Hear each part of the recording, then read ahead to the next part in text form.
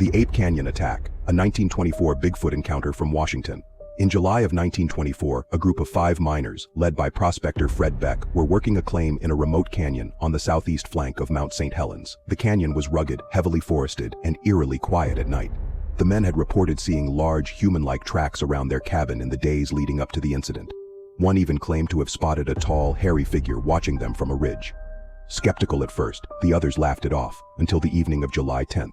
As dusk settled, one miner fired a shot at a large, upright figure they saw moving among the tree line. The creature appeared to stagger and fall into a ravine. That night, as the men tried to sleep, the forest came alive. Suddenly, heavy thuds shook the cabin. Large rocks began slamming against the wooden walls and roof. The miners grabbed their rifles as massive shadows moved just beyond the firelight.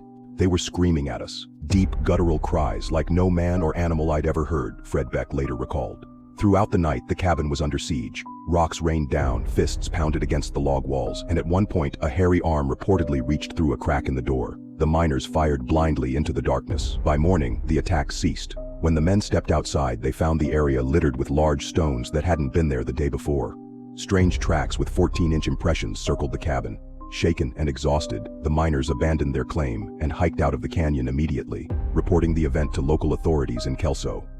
Newspapers quickly picked up the story, dubbing the attackers Mountain Devils and later inspiring the name Ape Canyon. The men stood by their account until their deaths, swearing that what attacked them that night were not bears, but towering, upright creatures unlike anything known. This was one of the earliest widely publicized Bigfoot encounters, predating the modern Bigfoot terminology. The canyon is still called Ape Canyon to this day and remains a hotspot in Bigfoot lore. If you enjoyed the retelling of this encounter story, please support my page by liking and subscribing, and let me know in the comments if you believe they were attacked by Bigfoot that night.